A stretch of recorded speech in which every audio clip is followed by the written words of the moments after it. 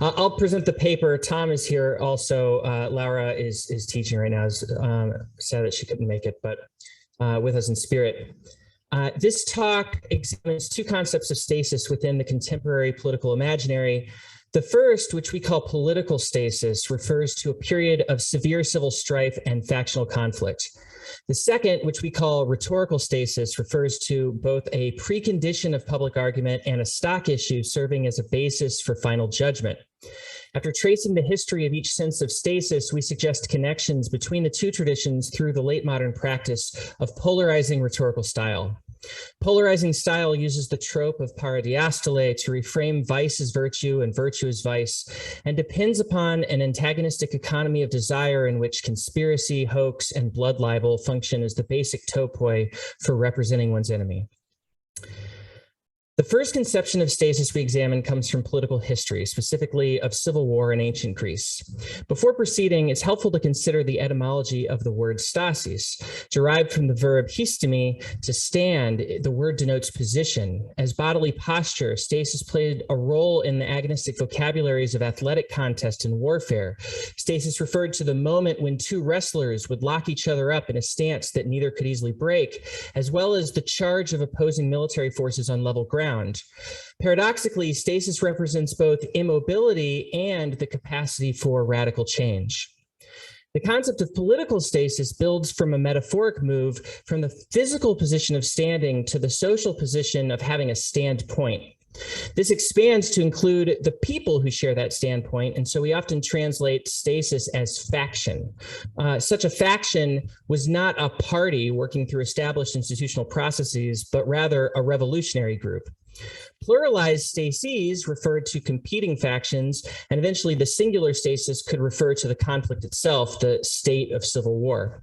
Today, political scientists often discuss this and related issues under the heading of polarization, a bimodality of preferences between groups. Turning now to Thucydides' history, Thucydides describes a period that saw civil wars erupt all over the Greek world, often pitting oligarchs and elites against the demos. We can isolate from his reflections on fractious civic discourse the contours of a theory of polarizing rhetoric. In Thucydides' account of the civil war in Corcyra, stasis undermines and inverts traditional political and rhetorical dynamics, particularly with respect to ethos and invocations of common morality. In a much celebrated passage in Book 3 of the History, Thucydides describes how, under the pressures of partisanship, the evaluative valence of words shifts from communal emphasis to factional interest. He said, "Words had to change their ordinary meaning and to take that which was now given to them. Reckless audacity came to be considered the courage of a loyal supporter. Prudent hesitation, specious cowardice. Moderation was held to be a cloak for unmanliness. Ability to see all sides of a question, the incapacity to act on any." Thucydides here points to the corrosive effects of the rhetorical inversion of moral worth, what rhetoricians would later refer to as paradiastole or distinctio, under conditions of civic strife. Paradiastole, used to redefine the honorable as the dishonorable in order to disable one's enemy, is a trope born of and tending toward the reproduction of contention. It works to undermine the shared ground of judgment and belief, transforming normative consensus into partisan warfare. In Thucydides' rendering of the Corcyrian stasis, semantic ambiguity accompanies moral equivocation. Criminal acts and dishonest dealings are signs not of an untrustworthy character, but a cunning intellect. The only guiding moral telos is instrumental success of the faction over against all other ties and logics.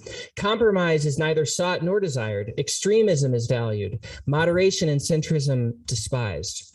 Actual deliberation is impossible because dialogue and debate are just unnecessary risks. Finally, standards of sincerity, good faith, decorum, and especially honor become the cynical objects of ridicule. The second meaning of stasis that we wish to consider here, associated with the rhetorical tradition, refers to the primary issues of a case or controversy. This stasis is a standstill, a place of dispute or a sticking point where arguments come to clash. Classical rhetoricians fashion stasis as a corrective, a way of identifying, controlling, and resolving conflict within the community.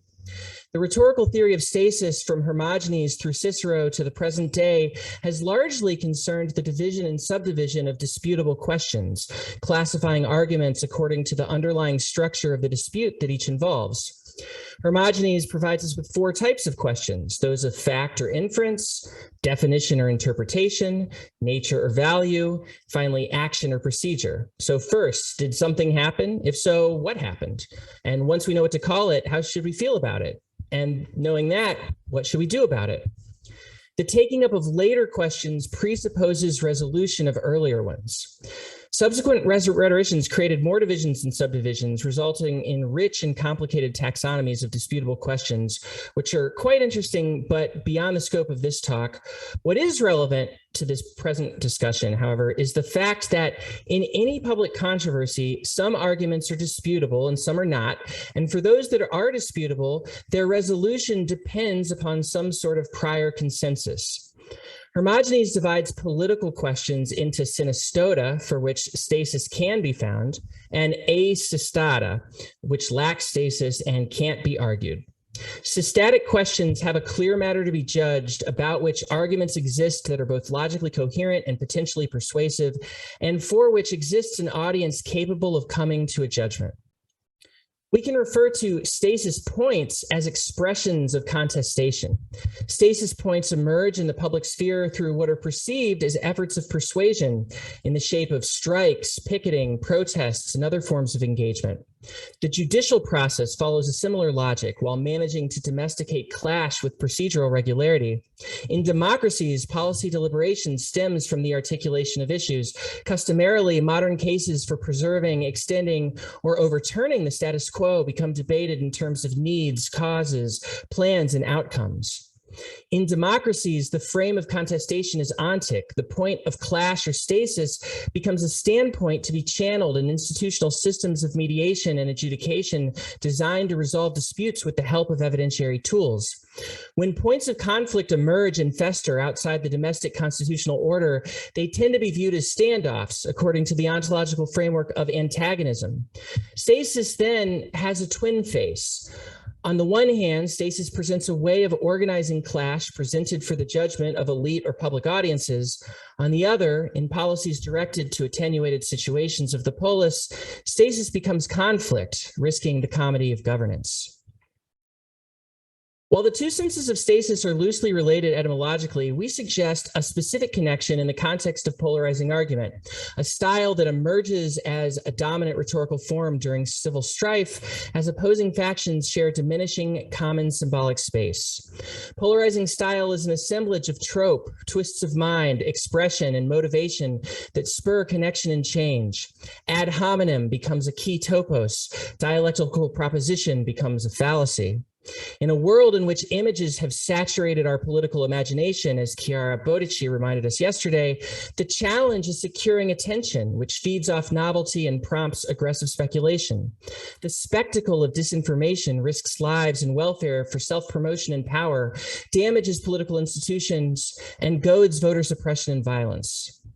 We highlight two key relationships between political and rhetorical stasis. First, political stasis inhibits public discussion of resolvable policy problems by undermining prior agreements on earlier stasis points in the chain. Put simply, we share less first principles. Second, by relinquishing truth, sincerity, and normative rightness as validity conditions for public speech acts, political stasis redefines productive discussions as asystatic and toxic aggression as systatic. So the first connection, the prior agreement problem. In late modernity, with reason split up into its moments, public argument is often not what it appears to be. Expressed arguments often function merely as symbolic tokens, standing in for conflict that is primarily affective rather than logical, concerned more with identity than ideas. This directly relates to the degree of polarization in a society. The less shared symbolic space, the less genuinely shared first principles. Additionally, the more that negative partisanship supplants logical reasoning in an individual's motivational structure, the less likely their utterances are sincere disclosures of subjective rationales. There are still taboos against expressing intergroup animus, and the very act of giving reasons presupposes that there are reasons to give. The lack of truthfulness makes it difficult to classify the true nexus questions of a debate, as the putative arguments are illusory. We may hear claims about, say, the prevalence of side effects from the COVID vaccine, or aversion to a therapy that is experimental, coupled, of course, with the enthusiastic willingness to consume anti-parasitic drugs formulated for livestock. Those arguments are just code for the unstated but real reason, which is that the person refusing vaccination hates the kind of person who gets vaccinated. Late modernity also confuses the traditional structure of rhetorical stasis because of the complexity of risk. Risk is never absolute. Uncertainties run in multiple directions. Every risk is bound up with other risks. Individuals can reasonably disagree about how tolerant one ought to be toward different levels and sources of uncertainty, as well as the appropriate relative degree of aversion to various kinds of risk. Additionally, risks are the product of human intervention, and so the facts, the first stasis, are to some degree dependent on action, the fourth stasis. Consequently, the stasis points must be taken in parallel rather than in order, and so are more of a recursive network than a linear progression. Moreover, the powerful tools of modernity by which we can understand the world depend on public trust in the basic mechanisms for recognizing, auditing, and authorizing expertise. Resolving any node in the stasis network requires trust, which becomes perhaps insurmountable in a conflict built on distrust and the factionalization of expertise and open hostility to the networked authority that is institutional governance. Now, the second connection, the inversion of systatic and asystatic questions. Political stasis warps the rhetorical boundary between systatic and asystatic, which is to say, between issues considered disputable and issues for which productive discussion is not possible. Ideological differences give way to affective antagonism, and actual policy disagreement becomes smaller and less important. Instead of ideas, identities are at stake, as conflict centers around the core self-understanding of what it means to be a good person and the basis of a good society. This drives voting behaviors, ultimately reintroducing ideological polarization among elites as politicians perform group animus through partisan policymaking, while, of course, extracting maximal material advantage for their financial backers. Polarizing speakers call attention to constraints on argumentation, real or imagined. Their audience is, as Nixon put it, a silent majority who, despite their majority status, have been ignored by the political and media elites. This move justifies their contempt for traditional political norms, which in some cases are read as forms of censorship, as with the epithet of political correctness, which has channeled public resentment into a myth whereby decorum and inclusiveness are read as the work of oppressive thought police. The thoroughly hypocritical nature of such moves is evident in their parallel efforts to silence their opponents. Polarizing speech impugns the legitimacy of whole classes of speakers, institutions, and even channels of communication. During political stasis, appeals to common virtue, compromise, and collaboration with opponents are, if offered sincerely, seen as an embarrassing sign of naivete. In some cases, a fundamental antagonism between adversaries is juxtaposed with a denial of that very antagonism. Consider, for example, the wave of laws in the United States banning the teaching of critical race theory in public schools. People of one faction have defined their identities around their refusal to acknowledge historical racial injustice. Such discussions are asystatic. There's an implicit recognition that one's affective animus is so strong that to even engage a topic would be impossible. But of course, this is framed as an attack on the opponent who is being divisive or promoting class warfare or engaging in identity politics or weaponizing collective guilt and so on. Here, again, we see the trope of paradiastole positioning virtue as vice. So in closing, polarizing rhetorical style aims to raise the stakes of a partisan dispute in order to pressure uncommitted observers and moderates to take sides, splitting the audience into antagonist groups and exiling adversaries from the once common symbolic space. Mimetic rivalry amplifies the dynamic power of paradiastole, facilitating the creative reproduction of division and acrimony. Indeed, the dearth of meaningful policy debate further magnifies this polarization, recalling Freud's narcissism of minor differences. In a modern pluralistic liberal democracy, polarizing style enacts stasis to transform the collective identities of adversarial citizens into antagonistic relations. When appeals to decorum and shared values are read, fairly or unfairly, as vehicles of domination and exclusion, stasis has the potential to provoke a legitimation crisis in the public sphere, attacking the meta-argumentative norms that structure the very deliberative environment mediating that critique. Thanks.